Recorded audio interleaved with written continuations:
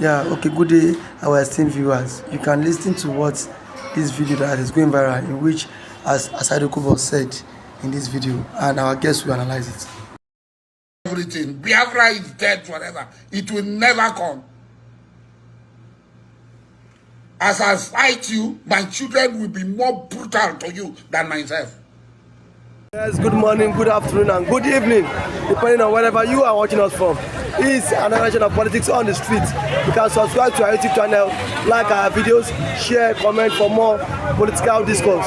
You can subscribe to our YouTube channel, like our videos, comment, share for more political discourse. Yesterday, the leader of the John Nation, Asari Dokubo, has thrown a jab to Simon Ekpa and Simon Ekpa Kanu.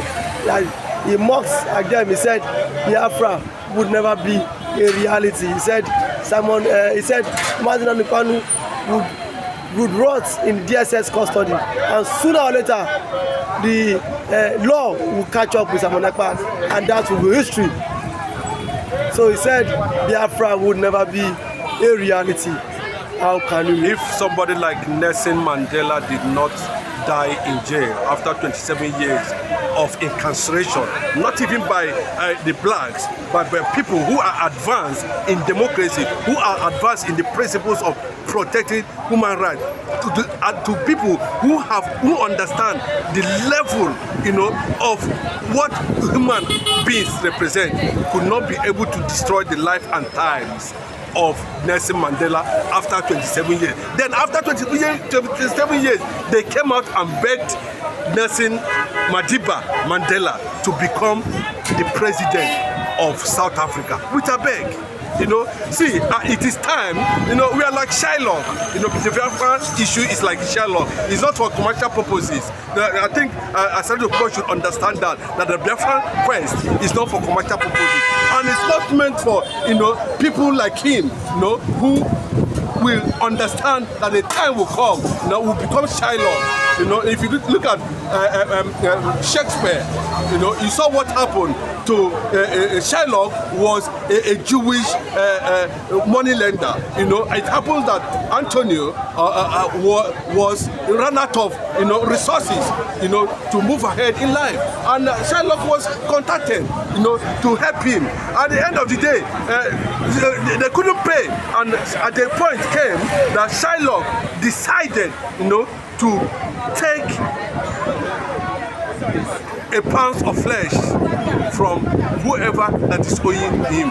So what I'm trying to bring out from what Shakespeare was trying to write about is that the likes of Asari Dokubo, who are busy commercializing Biafra, for whatever gain you feel he can gain. At the right time, we will come with a pound of flesh. We demand for a pound of flesh. If he refuses to pay for what is there, we demand for it. But let him have it at the back of his dirty mind that the Biafran quest is beyond Nnamdi Kanu rotting in jail, is beyond Nnamdi Kanu speaking out against the people, the children of the oppressed. May 30 all over the world, the Biafrans all over the world is going to step out, and celebrate the heroes who kept the identity alive. It's not about Asari Dokubo, it's just that he's busy commercializing his life, his children, his ambition, and of course commercializing his quest, for Biafran liberation. Remember, the same as Asari Dokubo fought for a position among the Biafra positions, and he claimed that he want to be this, he want to be this. At the end of the day, the searchlight, came upon him, and we look at his background, and we did a very thorough check, and we asked him, please, Nnamdi Kanu asked him, please, to step aside. Remember, it's not far from now. Go and check the history. When Asari Dokubo was demanding for a position in Biafra, and today, the same Asari Dokubo is telling you that, a certain people who have stepped out, in constant agitation for the children of the oppressed. But he's saying today that they are going to, that tells you how myopic he is, That is a word. Biafra is not for commercial purposes. Biafra is about destiny. Biafra is about divinity.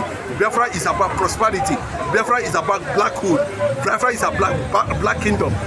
Biafra is about existence. Biafra itself is religion. So it has come to be May 30 of this month. All the whole Biafrans, are going to pay tribute on, of course, talking about the Odumegwu, the Ikemba one of Nnewi, who is being celebrated all over the world. Looking at what is going to happen on May 30, it has not gotten to the eyes. You see, the Bible said that, the eyes have not seen what the Lord God has prepared for his people. So what Asari Dokubo is saying from his myopic view, is just about commercialization. How he is going to take Kobo. That's why they keep on oppressing the Biafra land and taking resources that have been made for the development of those people. And the likes that he cannot even say anything because he has compromised. The job people too are watching him. A lot of people are looking at him. His antecedents over this issue. And let me tell you, there's no two ways about it. When the time comes, we will take our own pounds of flesh. That is my response to that. But one thing we will not take away from this interaction is that at the end of the day, in just no distant time, separation of Nigeria is very, very possible. Okay, but he was of the view that the person that Madam Kanu leading this agitation, these squares, is in DSS facility. And then he said that Simon Ekpa cannot stay in one part of the world and start chanting Biafra. He said a freedom fighter need to come home and face whatsoever challenges is. So aren't you of that opinion too? We saw. I think he was busy jumping up and down, claiming that what he is not actually is until he accepted an amnesty. He was in Nigeria. Did he succeed in the issue of the quest of the resources, of taking over resources in Nigeria? Asari Dokubo succeed? It's a question for him. Him that is inside this country now.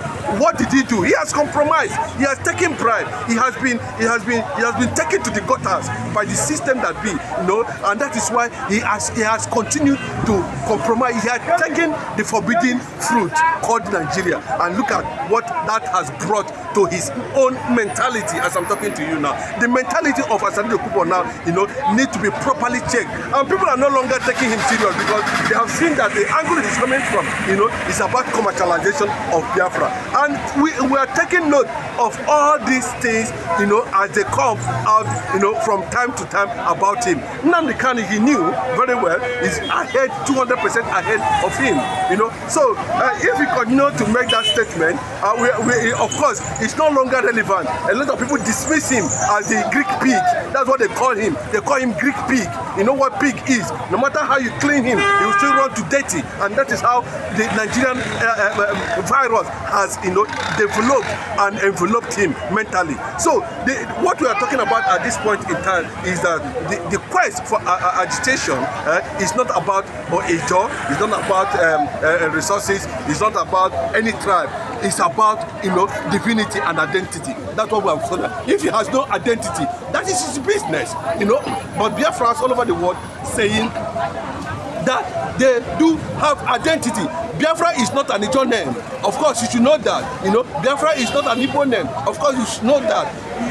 Biafra was not founded. The name Biafra was not manufactured, or initiated by any other person, that word Biafra, if you look at the 18th, 14th, 13th century, you still find that there was a kingdom here on earth that was called that name. So this is a translation and a transmission of the identity of divinity. So looking at it, that tells you that Asari Dokubo himself is too myopic for this kind of response this morning. Okay, lastly, before I let you go, sir, he also showed a jab and saying that let's see, because they have announced that by December 2nd, Biafra will become a republic, and then he has also said that is laughable and nothing of such would happen, sir.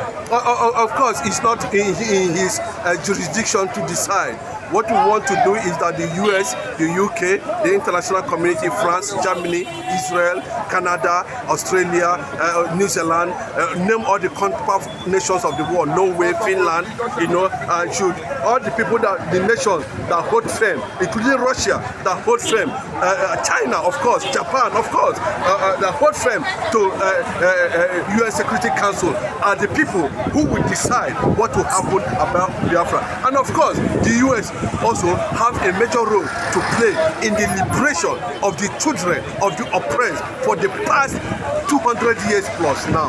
The Biafran has been under oppression, suppression, and marginalization. There's no two ways about it. And unfortunately, people does not understand that the people who are on the forefront of this movement is called Igbo Biafrans. And that does not mean that we don't have other cities, groups, or tribes who are part of the Biafran nation. But that is the way it is for now. And until we get to that point, it's not about Nigeria. It's about the world. And that's why we are in solidarity. That's why we are doing it according to United Nations Self-Determination Act and Charter. And that's why we have been doing it carefully. No arms, nobody. We are just telling the world to look at the issues on ground. And of course, you can see the narrative transforming, changing. The Hausas are giving the Fulanis quick notice. There is massive unrest in consciousness of every Nigerian. As I'm talking to you now, the Nigerians have no direction of where we are. And the Biafrans are saying that we don't want to be part of this. Look at the whole entire East, Southeast. There's nothing to write home about. No support, nothing. For over hundreds of decades of existence as part of this country. And it's quite unfortunate. And that is why, at this point in time, kudos to Simon Ekpa Kanu for that consciousness, and kudos to Simon Ekpa, for maintaining the quest, to handle people like Asari, Dokubo, and the rest of them who does not know what it means to have a heritage and identity. Who does not know what it means to have heritage and identity. You can subscribe to our YouTube channel, like our videos, comment, share for more political discourse.